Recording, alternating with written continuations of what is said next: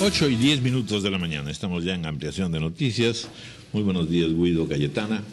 Muy buenos días, oyentes de todo el país. ¿Qué tal, Raúl? ¿Cómo estamos? Muy buenos días. Bueno, listos para una serie de sucesos que en realidad vamos a ir analizando.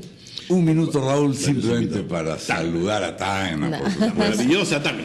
Para saludar a Tacna y para expresar junto con mi cariño a los tacneños mi indignación por este entrenador, Pedro Kim, que no ha presentado su declaración, que es una manera de reconocer su culpa frente a una acusación de violencia física ejercida contra la maratonista Gladys Tejeda. Ahora en las Olimpiadas. En los Juegos Olímpicos de Londres. Vamos a hablar sobre ese tema precisamente. Sí, la violencia. La violencia que es uno de los males que afecta en realidad a las familias, a la niñez, en fin. Nuestra invitada es la doctora Marta Santos País, representante especial de Naciones Unidas sobre violencia contra la niñez. Viene al Perú para participar en el Encuentro Internacional sobre Violencia Infantil. Es una autoridad, en realidad, por largos años de actuación, y no solamente en el sistema de Naciones Unidas, sino anteriormente en una ONG también muy importante, Inocenti. Bienvenida y muchas gracias por estar con nosotros. Muchas gracias, es una gran alegría estar aquí con vosotros. Muy buenos días. Efectivamente, el flagelo, sobre todo de la violencia ejercida contra los niños, sigue siendo un problema muy serio. Y hay intentos de explicaciones de toda índole. Muchos de ellos en realidad hacen referencia sobre todo pues a necesidades sociales o a rangos en la sociedad, pero en definitiva esta violencia no conoce ni culturas ni diferencias raciales. Es un mal generalizado. ¿Cómo explicárselo? Es verdad que antes de más es un fenómeno que no discrimina a nadie. No tiene limitaciones por la edad de los niños. Bebés muy pequeños son víctimas de violencia, adolescentes son víctimas de violencia, niñas y niños, en lugares de personas que tienen muchas dificultades económicas y sociales, pero también en contextos sociales más desarrollados, donde se podría esperar que el apoyo de la educación podría ayudar a encontrar soluciones que no hicieran recurso a situaciones de violencia. Es un fenómeno global. Lo dramático es que encontramos la incidencia de la violencia en todos los países del mundo.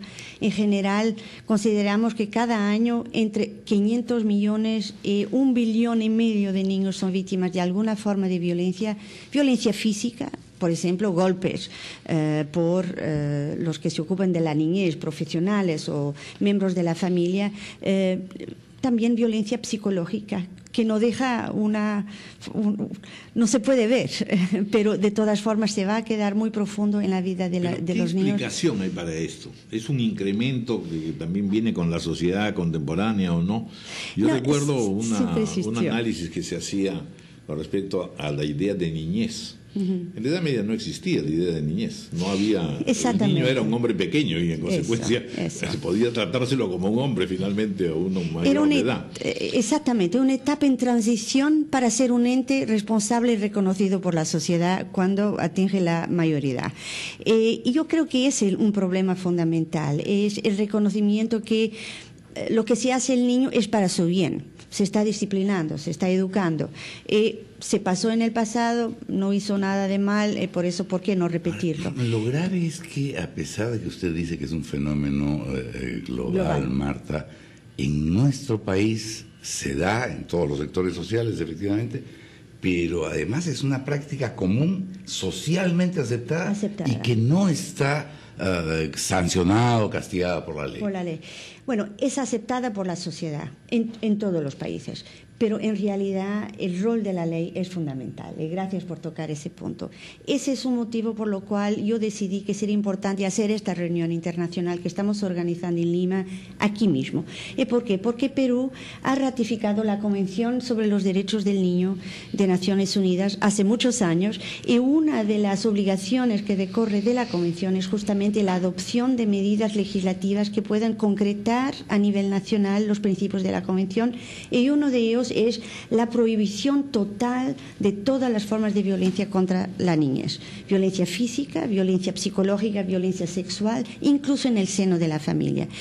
Y yo tengo mucha esperanza que Perú pueda dar un paso adelante en este tema. ¿Por qué? Porque en este momento existe ante la Comisión de Justicia del Congreso una propuesta muy importante de cambio del Código de Infancia de niños y adolescentes, y es una gran oportunidad para que Perú se pueda añadir a los otros 33 países que en el mundo tiene una medida de este tipo. Pero es importante que la medida sea la mejor, o sea, que no sea simplemente simbólica. Pero esta propuesta ya tiene desde el verano, una propuesta del Ejecutivo presentada al Congreso de la República y aún no ha sido aprobado en la Comisión de Justicia. Todavía se está haciendo la reflexión. Yo creo que en algunos momentos quizá es mejor no caminar demasiado deprisa si la solución no es la perfecta. ¿Por qué digo esto? Porque será muy importante que la prohibición en la ley tenga un lenguaje claro para todos de que no es permitido, no es tolerable pegar a los niños, aunque se justifique que es para su bien, en el contexto de la familia, de la escuela, de la comunidad, en instituciones donde la invisibilidad de la niñez es muy fuerte, donde no hay la posibilidad de monitorear cómo son tratados y cómo podrían ser apoyados. Pero de repente, más allá de la ley, en realidad lo que todos deberíamos ser conscientes es que si un niño es maltratado hoy, ese niño va a maltratar en futuro. Y por tanto, vamos, ¿no es cierto?, nunca vamos a salir de este círculo vicioso, porque al final, maltratado el niño, él va a maltratar a sus hijos y a su vez ese niño volverá a maltratar ya a los nietos. Exactamente. Lo que reconocemos por investigaciones hechas en muchas partes del mundo es que el niño, incluso que es testigo de violencia, por ejemplo, violencia doméstica, ¿no?, que ve a su madre ser víctima de malos tratos, va a replicar, porque ese es el modelo que asiste, el modelo que le dan de considerar tensión, conflicto, no le dan otras soluciones. Pero lo que es importante es que hemos reconocido por tanto trabajo hecho en todas partes del mundo que no tiene que ser así. Cuando se apoya a las familias para que puedan saber cómo conducir a sus hijos, darle el mensaje adecuado en cada momento, para que hagan lo que es cierto, para premiar cuando hacen cosas buenas, no simplemente para punir cuando algo no es perfecto, alcanzamos un cambio de actitudes y alcanzamos un cambio de conductas. Pero hay varios aspectos ahí a considerar. Voy a mencionar uno primero, que es en verdad si el modelo de conducta de la familia para con los niños y de los empresarios y de los educadores, etcétera, es el mismo para todo el mundo. De repente estamos pensando solamente en un sistema, ¿no es cierto? Yo recuerdo, por ejemplo, un estudio que se señalaba que los niños que vienen detrás de la espalda de la madre colgando no están indefensos, no se pueden mover, eso no es bueno. Pero en realidad ese niño está viendo la naturaleza de una manera excepcional y sintiendo a la madre muy cerca del calor, ¿no es cierto? Entonces, el modelo de familia y el modelo de institución educativa donde se cometen barbaridades, y finalmente el otro tema, que es el de la supervivencia, es decir, el terreno económico, que conlleva un tipo de trabajo infantil que no es necesariamente tan explotador, aunque también se da lo otro. Frente a todas esas cosas se supone que deben haber estrategias más específicas dependiendo en las naciones y en las sociedades. Claro, dependiendo del contexto de que estamos hablando. Claro que para nosotros siempre hablamos mucho de la familia, porque es en la familia que el niño se va a desarrollar. Padres y madres tienen un rol decisivo, central, y todos quieren el mejor para sus hijos. Pero muchas veces no tienen el apoyo necesario para saber cómo apoyar a sus hijos. Cuando pensamos en un bebé que llora muchísimo, ¿no? Los padres llegan a casa cansados de su trabajo, frustrados de su vida, y el niño no para de llorar y ya no saben qué hacer, y tantas veces violentamente lo van a movimentar, con riesgos de afectar al desarrollo del cerebro del bebé. ¿Cuántas familias conocen este problema? Pero seguimos en la descripción de los hechos, y creo que Raúl iba más bien a cuál es la estrategia para reducir o minimizar la violencia. Por ejemplo, para reafirmar lo que tú señalas, es decir, el mundo quechua, el mundo aymara, tiene otra manera de pensar en realidad del trato con el niño y la educación desde el hogar. Claro. En realidad hay ahí, por ejemplo, un factor fenomenal, que es siempre la iniciación temprana en el trabajo. O sea, el niño tiene una relación con la naturaleza casi inmediata. Sí, bueno, eso es una cosa formidable, por ejemplo, digo, ¿no? No, existen oportunidades extraordinarias, pero hay que explotar las buenas oportunidades y limitar los riesgos que existen. Para familias que están sin empleo o que tienen que hacer 2 o 3 trabajos y que no pueden estar presentes en la casa, cuando llegan a casa, claramente la frustración del día es muy fuerte. Y cuando el niño hace algo que no es correcto, la tentación puede ser de golpear al niño, quizá sin darse cuenta de las consecuencias, que son muy largas en la vida del niño y pueden ayudar a replicar la violencia en el futuro. En la escuela, cuando las niñas son víctimas de acoso sexual, cuando los niños se pelean y nadie los orientan para que puedan encontrar formas de jugar o de reconocer divergencias en sus opiniones sin utilizar formas de violencia, ahí perdemos una oportunidad. Cuando los niños están trabajando, están siendo explotados y forzados a trabajar larguísimas horas en condiciones que son muy difíciles para su desarrollo físico y social, claro que estamos perdiendo una oportunidad.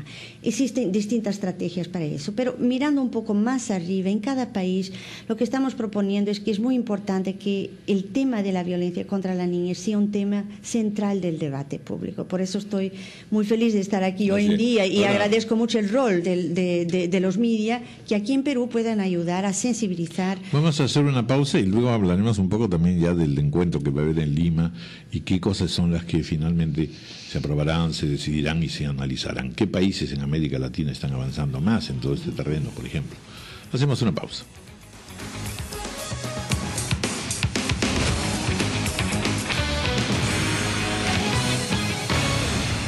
Cuéntanos un poco detalles ahora del encuentro. Bueno, el encuentro que estamos organizando aquí en Perú, donde el gobierno de Perú es anfitrión, estamos muy agradecidos, es organizado con UNICEF y con distintos expertos internacionales que se ocupan de la inversión en la primera infancia y de la prevención de la violencia en la primera infancia. ¿Por qué ese tema es importante? Porque es el inicio de la vida del niño, es también el inicio de la vida de parejas que asumen una responsabilidad muchas veces sin tener una orientación de cómo ocuparse de sus hijos y pueden beneficiar de un apoyo desde esos primeros días para garantizar que van a educar, a disciplinar y a apoyar, a estimular a sus hijos de la forma más positiva posible. El encuentro intenta identificar problemas que persisten en el mundo. Los niños más pequeños están muy invisibles en el contexto de la familia o de instituciones de protección a la infancia, donde en ese caso estarán extremadamente invisibles, donde los profesionales podrán no tener la capacitación necesaria para saber cómo ocuparse de esos niños, donde no existen mecanismos de monitoreo para intervenir en caso en que los niños puedan ser víctimas de violencia. Entonces estamos subrayando los problemas. Pero yo quisiera alejarme por un minuto de la infancia para volver a ella, porque el caso de este entrenador surcoreano, Pedro Kim, que ha ejercido violencia física contra su discípula, digamos, o la persona cuyo entrenamiento le habían encargado, es algo que se produce mucho en la práctica deportiva. Es decir, en general en los deportes la exigencia suele ser... La expectativa es muy alta. Lo hemos visto en el caso de las gimnastas, en fin. Y entonces yo quisiera ver cómo quizá ahí habría una primera semillita que sembrar entre quienes están encargados de la práctica deportiva, del entrenamiento, profesores de educación física, no sé, se me ocurre. Hay una relación. Claro, eso es claramente también un tema muy importante, de que no se ha hablado. O sea, se habla del apoyo al desarrollo físico y la capacidad esportiva de niños y niñas y adolescentes. Pero es un contexto donde abusos físicos y también abusos sexuales tienen una presencia muy fuerte y muy invisible. Se tendrá que hablar de eso. Pero cuando los niños están siendo entrenados en el contexto deportivo, claramente que tienen una voz que pueden hacer escuchar por otros. Cuando hablamos de un bebé, cuando hablamos de niños de 2, 3 años, de 4 años, que tiene el momento más decisivo para el desarrollo de su cerebro, de su relación social, de su capacitación de ganar confianza en la vida, y no se desarrolla el seno adecuado para que puedan crear esa alegría de crecer, ahí estamos cortando oportunidades para el futuro de esos niños, niñas y futuros Pero adolescentes. quizás ahí tendríamos que comenzar con el tema de nutrición, en primer lugar, porque es ya un niño desnutrido, importante. ya en realidad la sociedad ha ejercido violencia sobre él porque no va a tener las mismas condiciones que los demás. Claramente. La nutrición, que es una prioridad en Perú, es seguramente una dimensión fundamental. ¿Por qué? Porque si pensamos en el rol de la madre que da el leche con su pecho a un bebé, crea una relación muy fuerte de acompañamiento, de seguimiento, de estimulación al bebé, que va a ayudar a crecer en su relación social. Por ejemplo, justo para tomar una dimensión del contexto de nutrición en los primeros días, meses, años de vida. Pero la primera infancia va un poco más allá. Es el momento donde el niño puede aprender a escuchar, puede sentir la aventura de la descubierta de la vida, ¿verdad? Y si no es apoyado, y si es punido, si cuando llora porque ha sido víctima de un golpe, de un padre que está alcoholizado o que está frustrado por su vida, nadie viene a darle el apoyo, en realidad crea una situación de estrés que afecta el desarrollo de su propio cerebro y que va a tener consecuencias extremadamente difíciles en su futuro. Discapacidad, imposibilidad de relacionarse con otras personas, dependencia de instituciones sociales y además va a replicar en el futuro, cuando será adulto, con mucho grande riesgo, situaciones de violencia a su pareja, a sus hijos. Entonces, pero además tiene un costo económico muy fuerte, porque el apoyo de los servicios de salud, de acompañamiento de un psicólogo para los niños que son testigos de violencia o que son víctimas directas de violencia en los primeros años de vida, tiene un costo para todas las naciones. Entonces, nuestra reunión está hablando justamente de todas estas dimensiones, pero también nos está hablando de programas que ya han alcanzado cambiar esta situación. Programas donde las parejas que esperan su primer hijo van a ser acompañadas con visitas periódicas de enfermeras, de profesionales de salud o del sistema social del país y que van a dar la orientación, el apoyo y la confianza a los padres y madres necesaria para que puedan caminar sin el riesgo de violencia, y donde la reducción de la incidencia de violencia en algunos casos ha sido de cerca de 50%. Entonces, queremos dar a conocer estas iniciativas positivas y exitosas para que no pensemos, no podemos hacer nada, cada uno de nosotros puede hacer la diferencia. Se puede volver al tema de los profesionales de toda forma. Yo creo que ese es un tema muy importante. No solo el entrenador, claramente que tiene un rol fundamental, pero si pensamos en las personas que trabajan en una guardería, ¿no? Que acompañan, que reciben con una sonrisa o de ninguna forma con una actitud muy seria y muy poco amiga, los niños que entran cuando inician su proceso de preparación escolar. Ahí tenemos una oportunidad. Si no damos capacitaciones a esos profesionales, pueden tener buena voluntad, pero quizás están perdiendo oportunidad de identificar riesgos de violencia que viene de la casa o en el camino de la casa a ese centro. Entonces, lo que estamos concluyendo en nuestras discusiones es que tenemos que reforzar esta alianza muy amplia entre gobierno, sociedad civil, profesionales y también los niños, los propios niños. Ayer tuvimos la presencia de dos niños, un niño de Perú y una niña de Paraguay. Y muy interesantemente nos han dado 2 o 3 mensajes muy importantes que quería compartir muy brevemente. Uno es el hecho que esperan una solución de nosotros los adultos, de nosotros autoridades internacionales, nacionales. Están muy impacientes, ¿no? Segundo, que ven la persistencia de la violencia como una forma de respetar su existencia como personas, no, como decíamos hace un poco, como personas en transición, ¿no? Para el futuro. Tercero, que están viendo la violencia como un modelo de vida que les está siendo transmitido y que no les parece cierto, ¿no? Y finalmente, que a promover estrategias y políticas públicas es muy importante no olvidar la situación de los niños que están en las zonas rurales, en las zonas más alejadas, donde la comunicación no llega, la capacitación de profesionales es muy limitada, donde centros de atendimiento no existen. para que sea un apoyo universal a todos los niños. Yo creo que si seguimos esta agenda de los jóvenes, ¿no? Estamos caminando, ¿cierto? ¿No? Muy bien. Bueno, muchas gracias, doctora Marta Santos Páez, y que salga muy bien la reunión, que tenga éxito. Muchísimas gracias. Son las 8:32 de la mañana, vamos a hacer una pausa. Luego vamos a estar con nosotros Hernando de Soto, el doctor Hernando de Soto, director del Instituto Libertad y Democracia.